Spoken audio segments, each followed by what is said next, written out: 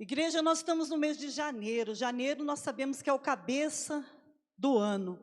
São 12 meses, mas é o janeiro que encabeça, que é o Rosh Hashanah. E neste mês, tudo que você receber, tudo que você entregar para Deus, tem uma conotação diferente e muito profética. Então eu pedi muito para Deus hoje me dar uma palavra que fosse muito profético para nós. Pedi muito para Deus hoje que nos visitasse através da sua palavra. Amém? E eu quero hoje falar para vocês de um choro. O tema da palavra esta noite é: você chora secretamente diante de Deus? Chorar secretamente é quando você vai num lugar que você não quer que ninguém te veja chorar.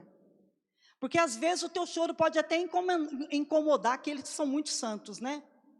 Às vezes as pessoas ficam falando assim: mas por que está chorando? É homem de Deus, mulher de Deus? Será que está com algum problema? Será que está em pecado? Então chorar secretamente na presença de Deus é porque a gente tem dentro de nós algo que é muito dolorido. São respostas que não chegam. São bênçãos que não chegam. Amém?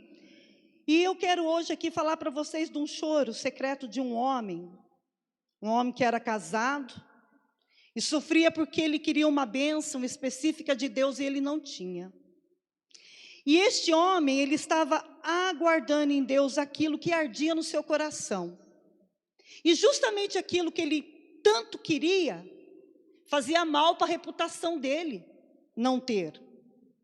Aquilo que ele tanto queria, aquilo que ele tanto buscava em Deus, por ele não ter, acabava atrapalhando a reputação de ser um homem de Deus. E isso o entristecia muito. Porém, ele não deixou de ser um homem de Deus. Não tinha acontecido ainda o que ele pediu. Ele não deixou de ser um homem de Deus. E o que ele e a sua esposa pedia para Deus era impossível. Impossível. Na época que nós vamos ler aqui. No período da vida daquele homem, era literalmente impossível.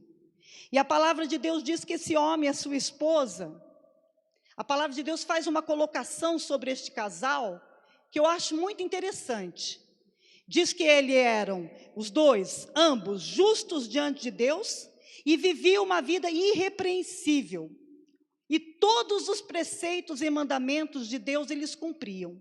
Tudo. Mas eles não tinham aquilo que eles mais queriam, mesmo sendo de Deus. Eu falei para meu pai: não é possível que uma pessoa na face dessa terra, seguindo os seus preceitos, seus mandamentos, não vai ver aquilo que os olhos, que o coração tanto almeja.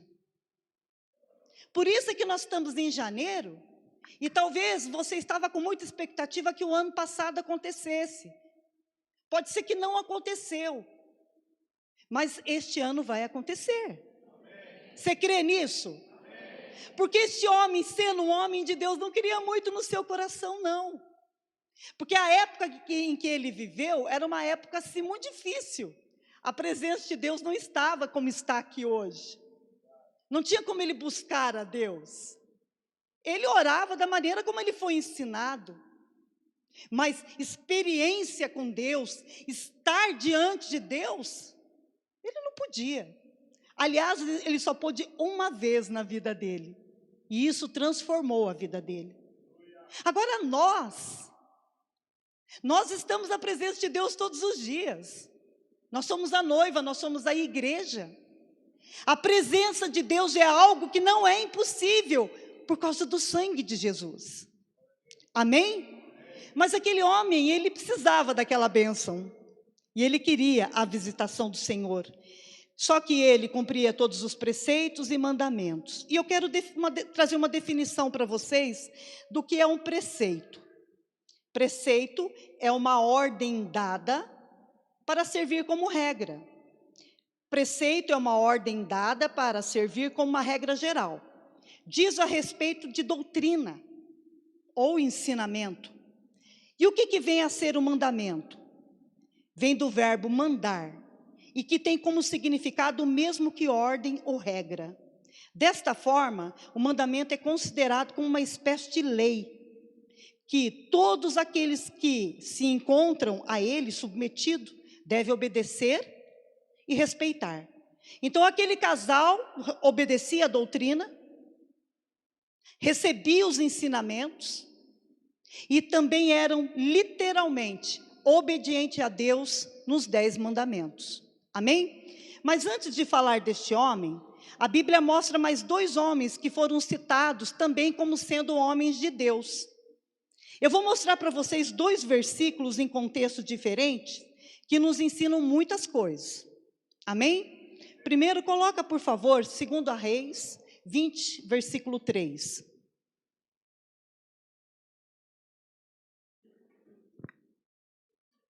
Segundo Reis, capítulo 20, versículo 3. Ah, Senhor, suplico-te lembrar de que eu andei diante de ti em verdade, com um coração perfeito, e fiz o que era bom aos teus olhos. E chorou Ezequias muitíssimo. O que esse homem estava ali orando? Que contexto que era aquele? Ezequias tinha acabado de receber a visita de um profeta que disse para ele acertar a vida dele, acertar a casa dele, que ele iria o quê? Morrer, ele ia falecer. Deus o iria recolher. Então, por causa da doença que ele estava, a palavra de Deus diz que ele virou para o lado, chorou, chorou, chorou. E Deus o curou, igreja? Curou. Curou e ainda satisfez o desejo do coração dele. Deu mais muitos anos de vida para Ezequias. 10 anos a mais, né? Se não me engano. Mas o que eu quero mostrar aqui para vocês é que ele fala para Deus: eu sou um homem de Deus. Eu ando na tua presença. Eu faço o que é bom perante o Senhor.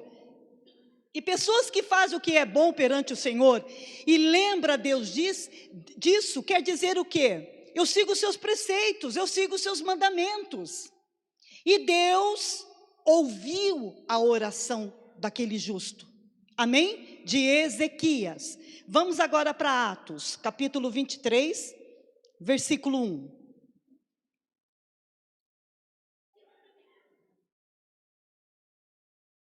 Atos 23, versículo 1. Diz assim: e pondo Paulo os olhos no conselho, deixa eu ver qual é a tradução aqui, conselho também. Em algumas traduções, conselho aqui é sinédrio. E pondo Paulo os olhos no conselho, disse: homens e irmãos, até ao dia de hoje, tenho eu andado diante de Deus, com toda boa consciência. Conselho aqui então, sinédrio, significa a supracorte dos judeus, o mais alto tribunal que se reunia em Jerusalém. E o que Paulo estava fazendo lá? Qual era o contexto? Paulo estava sendo julgado. E quando lhe foi dado o direito de ele mesmo se defender, ele disse essas coisas aqui. Mas por que ele disse isso?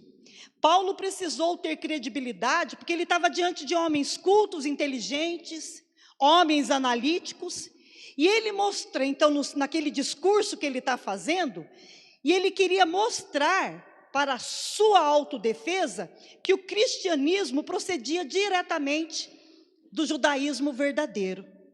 Parece complicado de entender, mas não é. Paulo quis dizer que durante toda a sua vida, como judeu e como cristão, ele tinha sido sincero, ele tinha sido honesto, ele não tinha sido hipócrita, mas que naquele momento que ele estava com a sua consciência limpa, naquele momento ele estava com a sua consciência limpa, porque ele se achava um verdadeiro cristão. Mas por que ele estava dizendo isso? Ele estava querendo alegar à igreja ter sido guiado pela sua consciência quando ele matou os cristãos. Ele estava dizendo que ele seguiu a vontade dele, a consciência dele quando ele matava as pessoas usando o nome de Deus. Vocês lembram o que Paulo fazia com as pessoas? Só porque elas seguiam a Jesus? Ele matava as pessoas, porque ele achava que as pessoas estavam se desviando do verdadeiro judaísmo. Vamos lá. Então, provando que nem sempre, Paulo com isso, provou que nem sempre a consciência é um bom guia. Porque a consciência pode ficar cauterizada. E neste estado, a nossa consciência, se ela estiver cauterizada, ou de qualquer um, ela não vai atuar de forma normal. 1 Timóteo 4, 1 e 2, não precisa abrir, fala muito bem sobre isso. A consciência não pode ser um parâmetro correto, a menos que esta consciência seja guiada, iluminada pelo Espírito Santo de Deus. Amém? A não ser que esta consciência não esteja em ignorância. Porque quando a consciência de uma pessoa está cauterizada, quando as pessoas andam mais pelo aquilo que ela sente e não pelo que o Espírito diz, ela começa a fazer mal para as outras pessoas. Paulo fazia mal para os irmãos achando que estava de consciência limpa, mas ele não estava. Mas nessa passagem ele também diz no Sinédrio: eu até aqui sou um homem de Deus. Até aqui eu tenho feito tudo para agradar a Deus. Amém, igreja? 3 homens em tempos diferentes. Homens que foram citados pela palavra como homens justos. Homens que obedeciam a Deus. Homens que eram íntegros. E qual é esse terceiro homem que eu quero dizer para vocês? Vamos então começar a pregação. Lucas, capítulo 1. Nós vamos ler do versículo 5 ao 25.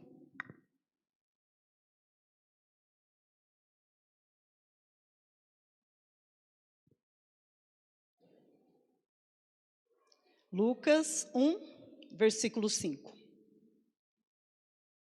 Existiu no tempo de Herodes, rei da Judéia, um sacerdote chamado que igreja?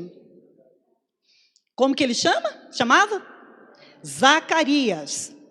E ele era da ordem de Abias, e cuja mulher era das filhas de Arão. E o nome dela era Isabel. Versículo 6. E eram ambos justos perante Deus, andando sem repreensão em todos os mandamentos e preceitos do Senhor. E não tinham filhos, porque Isabel era estéril e ambos eram avançados em idade. Acontecendo que, exercendo ele o sacerdote diante de Deus na ordem da sua turma, segundo o costume sacerdotal, coube-lhe em sorte entrar no templo do Senhor para lhe oferecer o incenso. Toda a multidão do povo estava fora, orando à hora do incenso. E um anjo do Senhor lhe apareceu, posto em pé à direita do altar do incenso. Versículo 12. Zacarias, vendo-o, turbou-se e caiu em temor sobre ele. Mas o anjo lhe disse: Zacarias, não temas, porque a tua oração foi ouvida. E Isabel, tua mulher, dará à luz a um filho que porás o nome de João. Terás prazer e alegria, e muitos se alegrarão no seu nascimento, porque será grande diante do Senhor, e não beberá vinho, nem bebida forte, e será cheio do Espírito Santo, já desde o ventre da sua mãe. Eu quero te dar uma dica aqui, nesse versículo 15 aqui, Porque será grande diante de quem? Do Senhor. Presta atenção. É Deus que faz o homem. É Deus que faz a mulher ser grande. Não é grande em estatura, não alto. É grande na presença de Deus. É Deus que faz um homem e uma mulher serem chamados homem e mulher de Deus. Mas quando o homem se torna grande por causa de Deus, essa é a dica que eu vou te dar. Com isso vem o desprezo das pessoas. Todo aquele que é levantado por Deus para ser grande, vem o desprezo. Mas todo aquele que se auto-levanta, todo aquele que é levantado por alguém para ser grande, você pode ter certeza que ele vai ter muito conceito no meio da sociedade. Ele vai ser amado na sociedade. Quem é que Deus estava levantando ali naquele momento? João o Batista. Ele é o filho de Isabel com Zacarias. E ele estava sendo levantado por Deus. Por isso ele foi tão desprezado. Misericórdia. Toda vez que o homem busca se tornar grande com seu próprio esforço, isso o faz ser considerado. Vamos continuar, o próximo versículo. E converterá muitos dos filhos de Israel ao Senhor seu Deus, e irá diante dele, no espírito e virtude de Elias, para converter os corações dos pais aos filhos, e os rebeldes à prudência dos justos, com o fim de preparar ao Senhor um povo bem disposto. Disse então Zacarias ao anjo: como eu saberei isso? Pois eu já sou velha, minha mulher avançada em idade. E respondendo o anjo, disse-lhe: eu sou Gabriel, que assisto diante de Deus e fui enviado a falar-te e dar-te-ei essas alegres novas. E eis que ficará mudo, e não poderás falar até o dia em que essas coisas aconteçam, porquanto não creste nas minhas palavras, que a seu tempo hão de cumprir. E o povo estava esperando Zacarias do lado de fora, e maravilhavam-se de tanto que demoravam dentro do templo. E saindo ele, não lhes podia falar. Então eles entenderam que Zacarias tinha tido uma visão dentro do templo. E ele falava por acenos, e ficou mudo. E sucedeu que, terminados os dias do seu ministério, voltou para a sua casa. Versículo 24. E depois daqueles dias, Isabel, sua mulher, concebeu e por 5 meses se ocultou, dizendo: assim me fez o Senhor, nos dias em que atentou a mim, para destruir o meu opróbrio entre os homens. O que significa opróbrio, igreja? Opróbrio é a mesma coisa que ser desonrado, a mesma coisa está passando por um vexame. E levanta suas mãos, por favor. Diante desta palavra, aquilo que é opróbrio na sua vida, aquilo que ainda é uma desonra, aquilo que ainda é um vexame para você, aquilo, sendo você um homem de Deus, uma mulher de Deus, ainda faz a sua reputação para alguns ter ainda um ponto de interrogação, o Senhor vai tirar esta noite, em nome de Jesus, porque nós estamos aqui num ambiente profético. E o que aconteceu com Zacarias naquele dia, vai acontecer aqui hoje. Mas eu pergunto para vocês, o que aconteceu com Zacarias? Porque olha, não adianta, Deus sempre vai abençoar os seus filhos que são obedientes. Isso você guarda no seu coração. No tempo certo, as coisas se cumprem. Só que Zacarias não tinha mais tempo. Sua esposa não tinha mais tempo, porque eles já eram idosos. E qual era o anseio do coração daquele casal? Segurar uma criança. Aquela mulher queria amamentar um filho. Eles queriam ser abençoados por Deus através de um filho. Mas primeiro vamos analisar a vida do Zacarias. Zacarias era sacerdote do turno de Abias. Nossa, falando assim, tudo é muito maravilhoso, né? Porque o templo está ali, é no tempo de Herodes, gente. Não é o templo de Salomão e nem é o templo da época de Moisés. Era do tempo de Herodes. Então, o templo está ali, ele sendo sacerdote, ele tinha acesso direto lá, né? Não tinha. Ele era do turno de Abias. A esposa dele era parente de Arão. Arão é irmão de Moisés. Zacarias, sendo um levita, obedeceu a Deus casando com uma mulher levita também. Porque ela era da tribo de Arão, dos levitas. E o interessante é que todos acham que por ser sacerdote tinha acesso ao templo. Mas na época de Zacarias, havia mais ou menos 1.800 sacerdotes. Para chegar ao turno dele, ainda se fosse por sorte, ele seria indicado a ir fazer o serviço do sacerdócio. Naquele ano, Zacarias foi escolhido. Naquele ano, e isso quem colocou essa organização foi Davi. Eu não me preparei tão bem para falar sobre essas coisas, mas do estudo que nós fizemos, nós sabemos que Davi, ele organizou os turnos em 24 turnos, 2 por mês, porque são 12 meses. Então tinha sacerdote que nem iria na presença de Deus, não daria tempo, de tantos que eram. Eles poderiam morrer antes.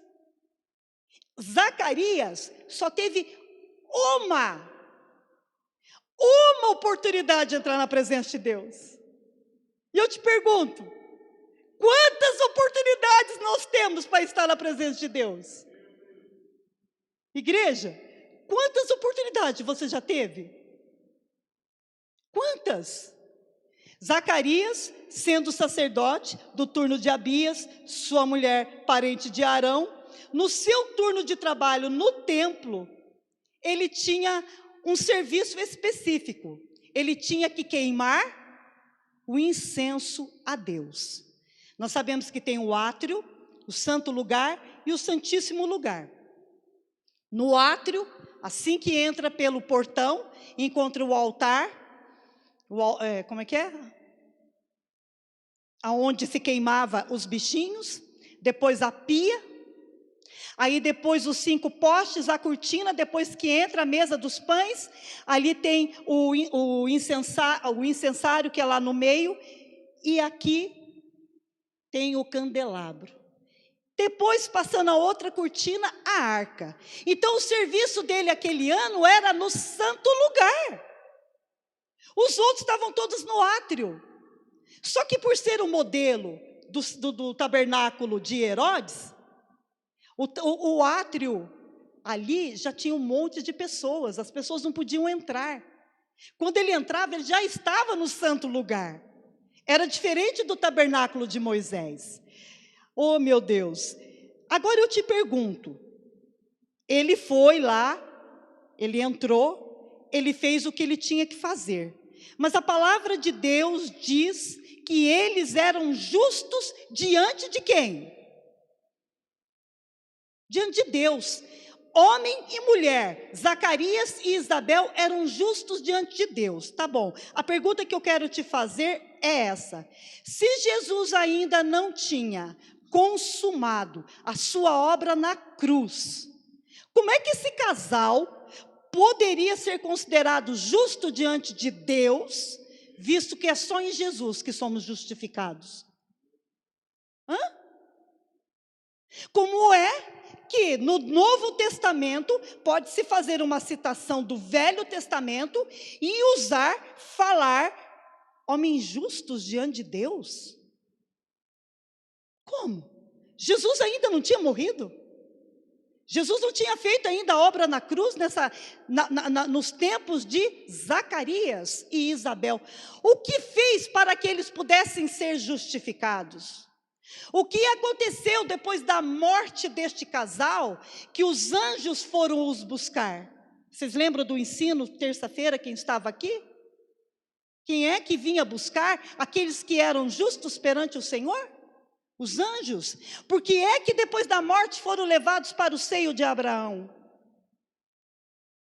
Sendo que Jesus não tinha feito ainda a obra na cruz. Mas fica muito simples para que a gente possa entender.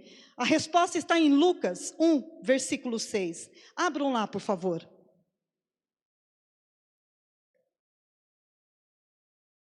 Lucas 1, versículo 6.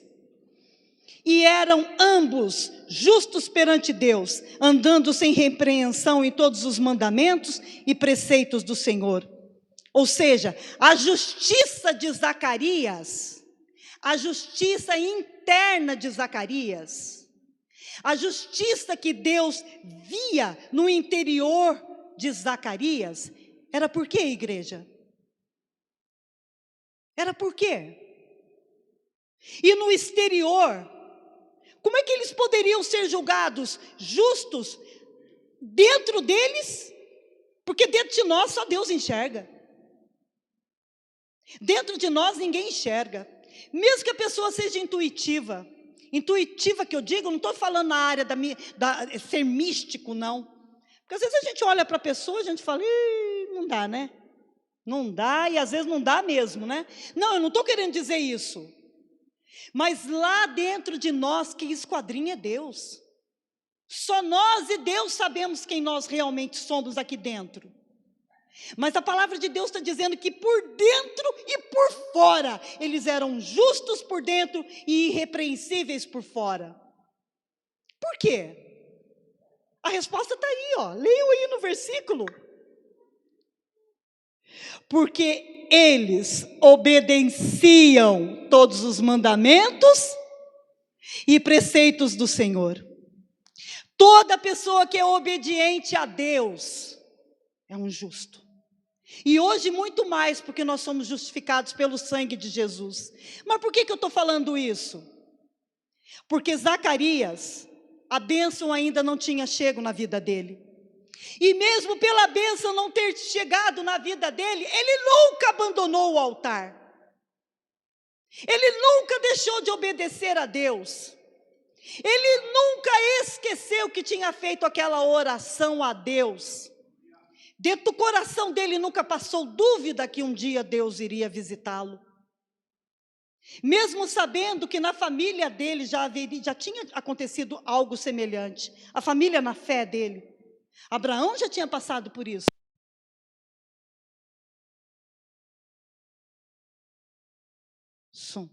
Abraão já tinha passado por isso. Sara já tinha passado por isso. Então muitas coisas pelas quais vocês passam, tem irmãos na fé que já passaram. E tem irmãos na fé que saíram e saíram muito bem. Por isso você pode dizer, eu sou um homem de Deus, eu sou uma mulher de Deus. E aquilo que ainda não aconteceu na minha vida, nunca vai me envergonhar. Porque eu sei que Deus vai me abençoar. Amém, igreja? Tem coisas que não acontecem na sua vida e você diz, Senhor, como é que eu fico perante os meus irmãos?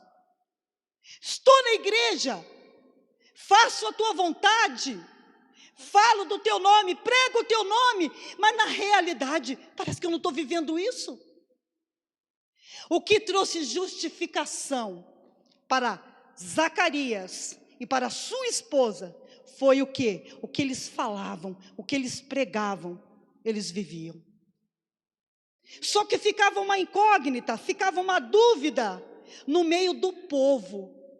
E eu quero dizer para você, Deus não vai permitir que você fique numa situação igual. Deus não vai permitir, porque aconteceu um fato, e nós já vamos chegar nesse fato, que fez a maior diferença na vida de Zacarias. E a única coisa que a mulher de Zacarias queria era o quê, igreja? Ter um filho. Hoje eu vejo a Flávia grávida, e às vezes o bebezinho mexendo, eu volto lá atrás. Ai, que saudade das minhas meninas. Só quem já passou pela gravidez sabe o quanto que é gostoso. Tem a parte complicada, né? Mas quando o bebê mexe, não tem explicação. Ô, gente, já faz muito tempo que a minha mexeu dentro da minha barriga, viu?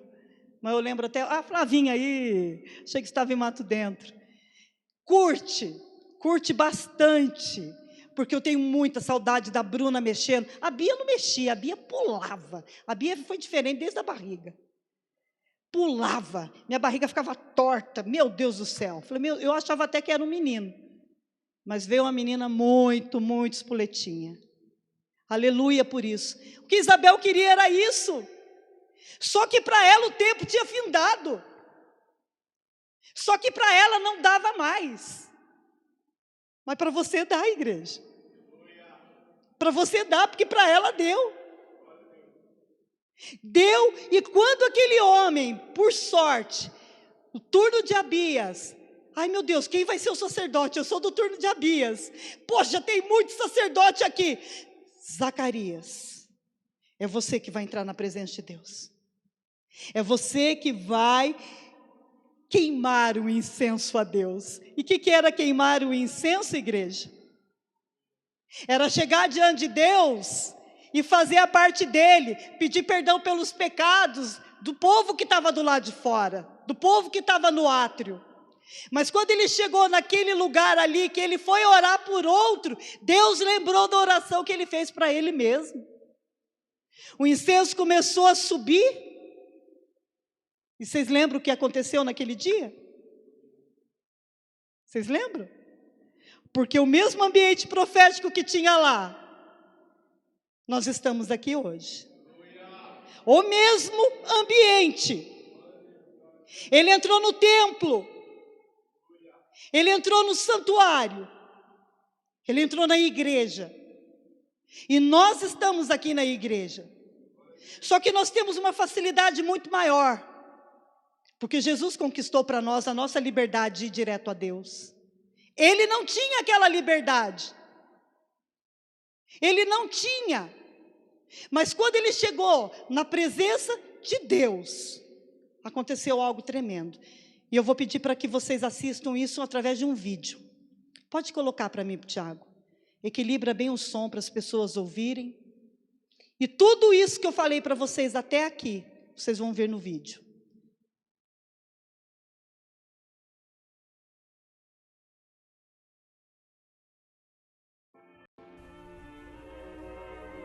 Antes de João nascer, seu pai Zacarias e sua mãe Isabel não tinham mais esperança de um dia ter um filho. Já eram avançados em idade e ainda não tinham filhos. O casal vivia nas montanhas não longe de Jerusalém. Eram ambos justos perante Deus, seguindo todos os mandamentos e preceitos do Senhor.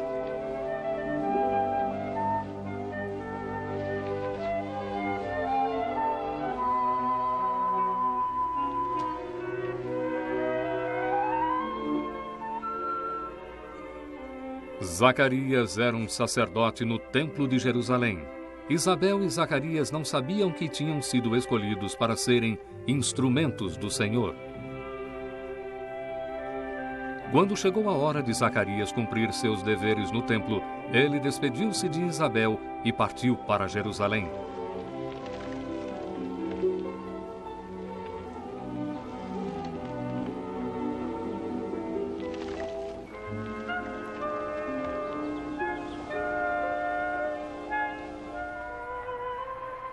Enquanto exercia o sacerdócio diante de Deus na ordem da sua divisão, segundo o costume sacerdotal, recebeu a graça de entrar no templo do Senhor para oferecer o incenso, enquanto a multidão ficava do lado de fora para orar. O lugar mais santo era a área mais sagrada do templo.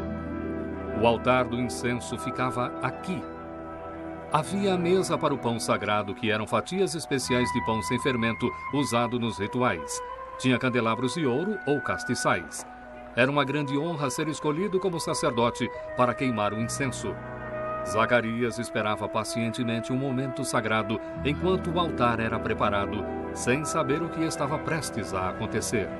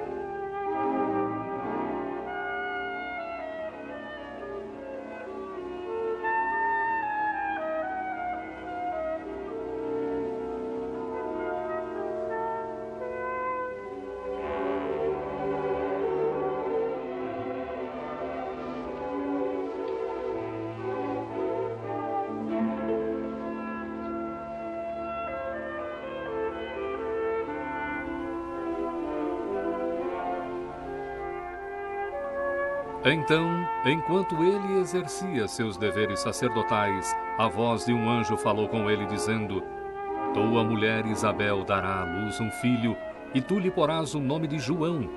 E terás prazer e alegria, e muitos se alegrarão no seu nascimento, porque ele será grande diante do Senhor.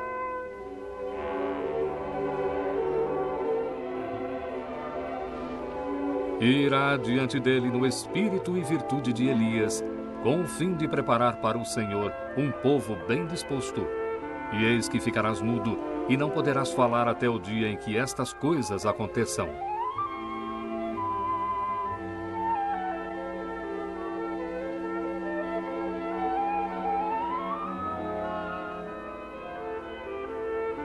Zacarias mal podia acreditar no que o anjo dissera. Ele e Isabel teriam um filho, cujo nome seria João, e ele prepararia o caminho para a vinda do Salvador, prometido há muito tempo. Os adoradores que esperavam Zacarias realizar o ritual do lado de fora perguntavam-se por que tanto se demorava. Certamente não levava tanto tempo para queimar o incenso. Mas quando Zacarias saiu e tentou concluir o ritual, não conseguia falar. Foi exatamente como o anjo dissera. Ele só voltaria a falar depois que seu filho nascesse.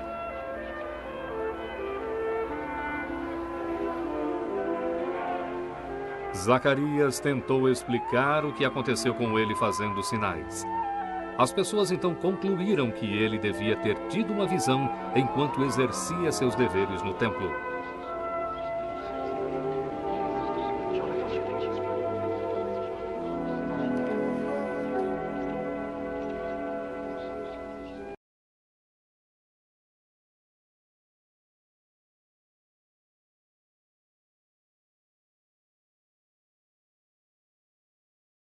Zacarias, quando recebeu a notícia que ele seria o sacerdote que iria queimar um incenso diante de Deus, deve ter ficado muito feliz, né? E glória a Deus pela esposa dele, que o incentivava no ministério. E glória a Deus pelos casais, que um incentiva o outro no seu ministério. Porque ele deve ter olhado para ela e falado: minha veinha, eu vou ficar uma semana fora de casa, tá bom? Uma semana ele ficou dentro daquele tabernáculo. E ela, com certeza, não se opôs em nada. Agora eu pergunto para vocês, igreja, o que te falta? Para aquele casal era um filho. E para vocês, o que te falta? Como indivíduo e como casal, o que falta para vocês? Será que é como Ezequias? Ezequias faltava o que para ele? A cura da doença. É isso que você tem buscado de Deus? É isso que você está nos pés do Senhor pedindo para Ele te curar? Ou também você pode ter recebido a cura da doença, mas pode ter ficado com sequela. Seria isso que você está pedindo para Deus? Deus, me cura dessa sequela? Ou como Paulo, você está pedindo credibilidade a Deus perante as pessoas? Porque não eram muitos que acreditavam na transformação de Paulo, não? Será que as pessoas acreditam na sua transformação? E é isso que você tem buscado diante de Deus? Essa credibilidade? Hein, igreja? Ou você está perante Deus querendo, como Isabel quis, um filho? Será que o que você mais anseia é ficar grávida? É você ser pai? Porque, em hipótese alguma, não passou pela cabeça de Zacarias ser pai usando uma outra mulher. Ele foi pai da mulher da mocidade dele. Deus fez mais uma vez uma anciã ficar grávida, assim como tinha feito com Sara. Então eu quero dizer para vocês, o casamento é forte quando está na presença de Deus, igreja. O que é que falta para você? Hoje é o ambiente profético, você está na igreja. Daqui a pouco você vai poder entrar na presença de Deus, colocar o que você quer na presença dEle. Imagina Zacarias, na hora que recebeu a notícia: meu Deus, eu que vou queimar. E é um incenso, não é na mesa dos pães, não é no candelabro, mas é no incensário que eu vou, aonde sobe a oração, e ali eu vou poder pedir para quem eu quero, e para mim também. Sim, ele ficou muito feliz. Só que na hora que ele estava fazendo aquilo, meio que igual a muitas pessoas, meio que no automático, o anjo Gabriel apareceu do lado direito do incensário. Eu procurei, mas procurei um vídeo que tivesse o anjo Gabriel aparecendo, mas eu não encontrei. O anjo aparece do lado e fala para ele: Deus ouviu a tua oração. Você vai ser pai, tua mulher vai ser mãe.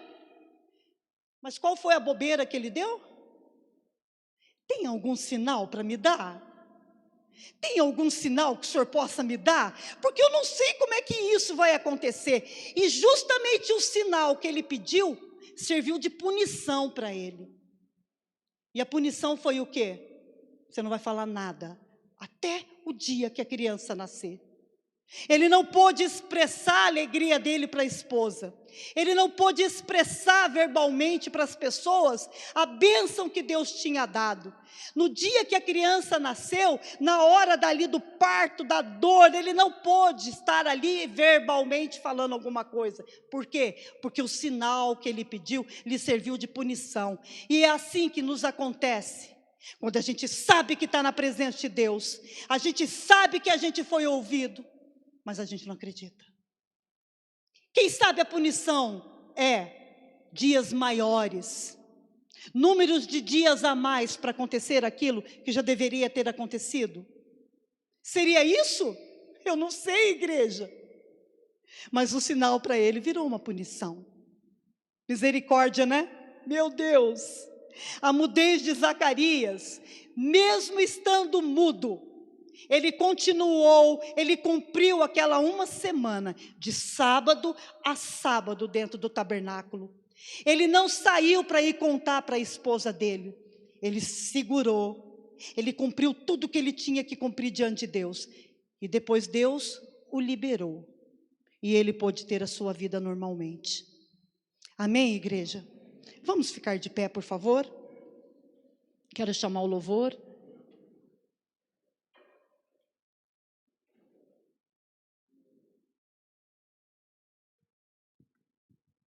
Aleluia. Mesmo ambiente, o templo, o santuário, a igreja, o mesmo Deus, porém petições diferentes. Só que hoje, numa facilidade muito maior, né? Por causa do sangue de Jesus já somos justificados. Por causa do sangue de Jesus, mesmo que você tem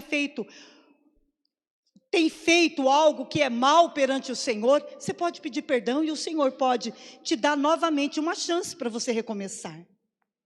Hoje temos a facilidade de invocar o Senhor aonde nós estivermos. Zacarias não teve, mas aproveitou a oportunidade. Você canta para Deus. Você vem na igreja, você canta, você levanta suas mãos para Deus. Você sabe que está na igreja, mas às vezes dentro do teu coração você não acredita que Deus é suficiente para transformar o teu choro em riso. Talvez você não acredite, mas eu quero, em nome de Jesus, que você perceba onde você está agora. Vocês estão na casa de Deus. Aqui tem ligação da terra com o céu. Jesus é o nome que está acima de todo nome. Ele fez a paz entre o céu e a terra. Esses dias eu preguei isso para vocês. Nós estamos num lugar que é profético e é janeiro ainda, o cabeça do ano. E você vai poder colocar a sua dor diante de Deus, porque o que o Senhor está falando para a igreja hoje é: justo o que você pede é o que te traz vergonha perante os teus irmãos. Mas o Senhor está dizendo que você é um homem de Deus, que você é uma mulher de Deus, e Ele vai satisfazer o desejo do seu coração. Zacarias pediu um filho. Talvez você não tenha filhos ainda, ou talvez o seu problema são justamente os seus filhos. Seu problema é justamente esse temor. O que será do meu filho, pai? O que será da minha filha? Senhor, traz meus filhos para a presença de Deus. Senhor, os meus filhos não estão mais na presença de Deus. Traz eles, pai. Traz eles. Você não está diante de Deus para pedir para Ele: ah, Senhor, troca a minha geladeira. Pelo amor de Deus. Ai, Senhor, eu quero mudar a cor do meu sofá. Não. Feche os seus olhos. Se preocupe com o futuro dos seus filhos. Se preocupe com os seus netos. Se preocupe com a vida que eles terão, ou que eles já estão tendo. Diz isso para Deus: eu sou o homem de Deus, eu sou uma mulher de Deus. E se você não estiver obedecendo os mandamentos e os preceitos do Senhor, aí é outro caso.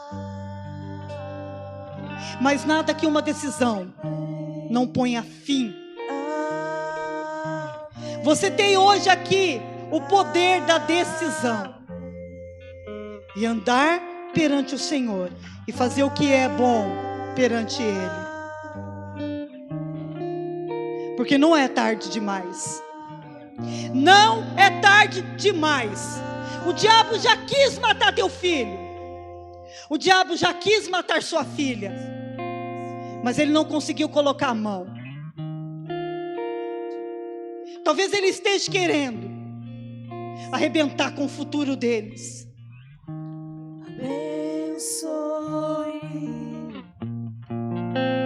Talvez está querendo acabar com o futuro deles ou de vocês. Mas isso não vai acontecer, porque você agora pode clamar no nome de Jesus a Deus para ouvir a sua oração. O altar de incenso é aqui, igreja. O altar de incenso são as nossas orações.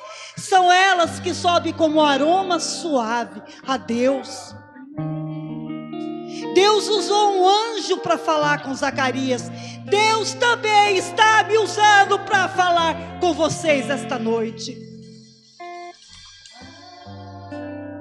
Ricanta labassuri, canta lamanaias. O que é que te falta? O que é que está faltando no seu lar?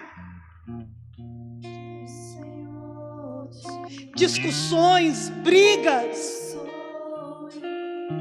palavras horríveis. Fala para Deus: eu não aguento mais isso, Pai. Não é isso que eu quero para minha vida, porque eu sou um homem de Deus, eu sou uma mulher de Deus.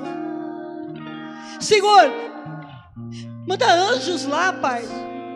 Aquela guerra não me pertence.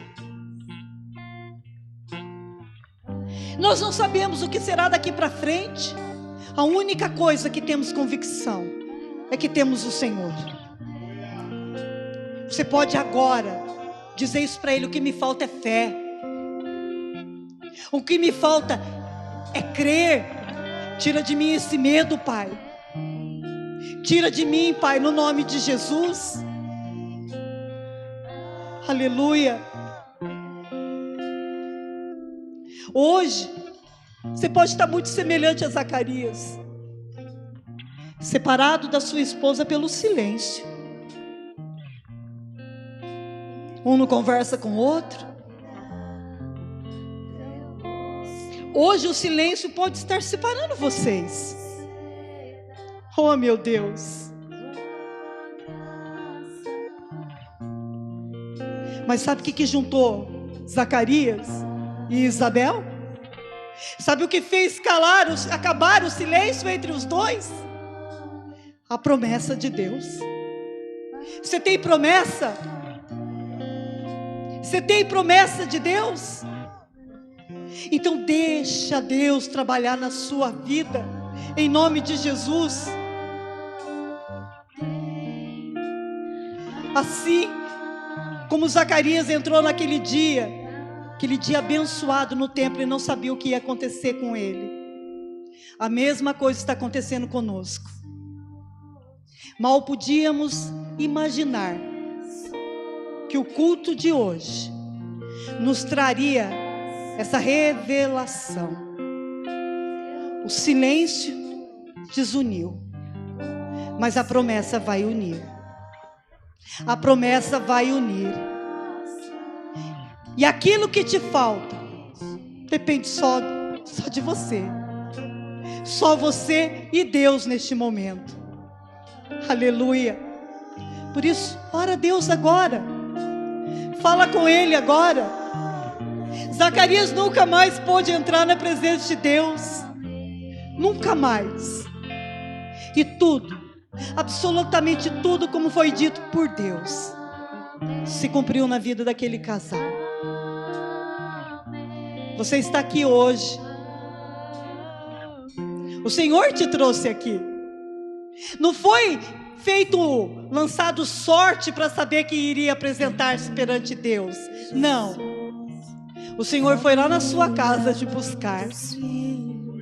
O Senhor entrou dentro do teu coração e agitou o teu interior. E você entendeu: hoje eu preciso estar na igreja. Hoje eu preciso estar na presença de Deus. Senhor, tira de mim o meu opróbrio. Senhor, tira de mim o vexame da minha vida, Pai. Aleluia. Então, no nome de Jesus, recebe de Deus a visitação. Deus está falando para você que está enviando anjos lá na sua casa. Pode parecer bagunçado, mas a promessa vai unir. Está desunido, mas a promessa vai voltar a unir. Você não pode desfalecer. Zacarias foi abençoado porque estava trabalhando na igreja. Zacarias tinha ministério na igreja. Enquanto você trabalha para Deus, Deus move as coisas para vocês. Você crê nisso, igreja? Você realmente crê nisso? Ou ainda vai ficar nessa fase de sinal? Me dá um sinal, me dá um sinal. Que é mais do que essa palavra? O Senhor está falando que é por você. O Senhor está falando: você é um homem de Deus, você é uma mulher de Deus. Mas como é que eu posso me tornar? Como é que eu posso me tornar um homem, uma mulher de Deus? Obedeça os preceitos, obedeça os mandamentos do Senhor e guarda dentro do teu coração: o Pai sempre vai abençoar os obedientes. O Pai sempre vai visitar os filhos rebeldes. Ele trata. Por maior que seja a sua rebeldia, se você clamar, Deus vai te ouvir. Se você pedir perdão, Deus vai te perdoar. Senhor, eu tenho que recomeçar. Não sei, você sabe. É o que eu te disse, o teu íntimo, só você, só Deus conhece. O exterior, as pessoas agem e te julgam pelos teus testemunhos, mas o teu íntimo, só Deus sabe. Então levanta suas mãos agora, igreja. Em nome de Jesus, nós estamos no templo, nós estamos na igreja. Louva a Deus agora. Canta para Ele. Canta para Ele, porque lá do céu Ele já te apontou. O Senhor te trouxe, o Senhor te apontou. Aleluia. Abençoe e faça brilhar teu rosto e te conceda tua graça e te dê paz.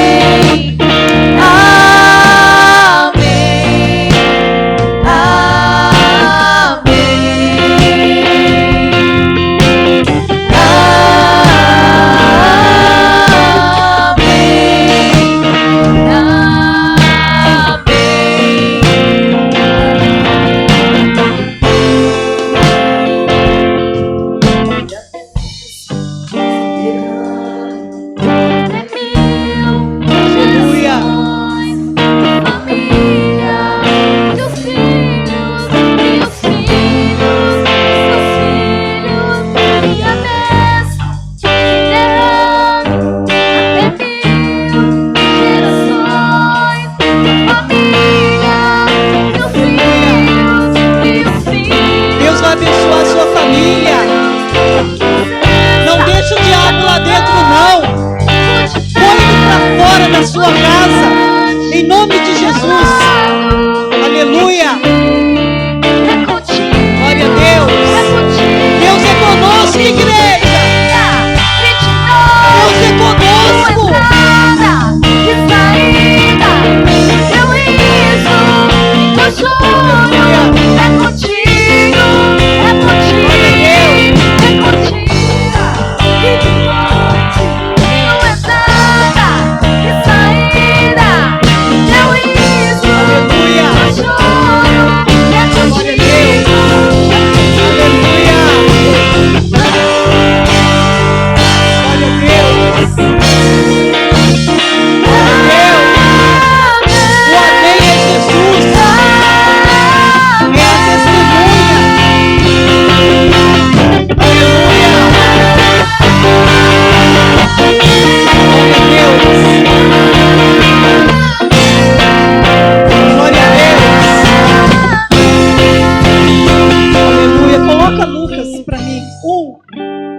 Versículo 21, por favor, para nós encerrarmos.